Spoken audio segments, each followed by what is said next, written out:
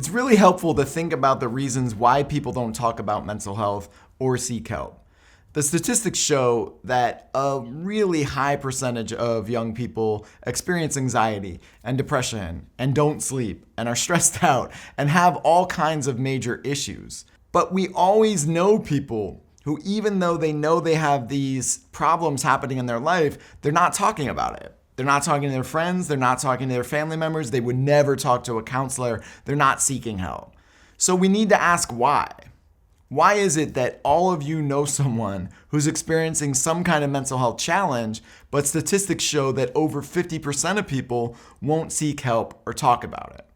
Some of the biggest reasons that I hear as I travel around the country and the world are when people have mental health issues, they feel embarrassed, they feel ashamed, they feel weak, like they should just be able to suck it up and have it go away on its own.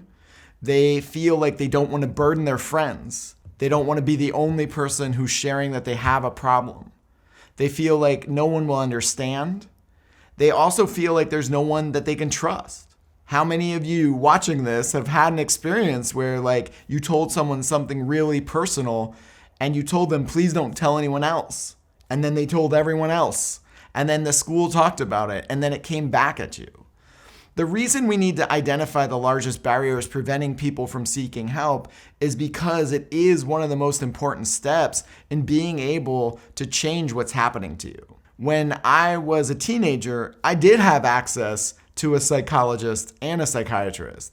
I had a diagnosis, I had treatment, but I felt all of the other things that I mentioned. I felt embarrassed, I felt ashamed, I felt weak, I felt stupid. I felt like my problems should just go away on their own. I didn't want to tell my friends because I didn't want to bring them down. But me feeling all those things prevented me from actually being able to get help. It prevented me from actually being able to change my behavior because I hid my feelings and didn't talk about it due to all of those other issues that I was experiencing. So if you really want to make a difference in your own life, with your friends, with your family, you have to start from this place of, why don't we talk about this? And then break down those barriers for people. If someone says they feel really weak talking about emotions, remind them that it takes more strength to talk about this than it does to hide it.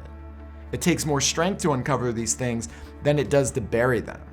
If someone feels embarrassed or ashamed or scared or afraid, let them know that like your brain is a part of your body. We're not as embarrassed or ashamed or afraid to tell someone when our foot hurts or when our knee hurts or when we feel sick. So we need to lessen the shame and embarrassment around our brains. They're a part of our body. The emotions that we have are natural. They're normal. They're things that we all go through. And again, the most important aspect here is that you're identifying the reasons people don't talk about it and helping them find more comfort in talking about it.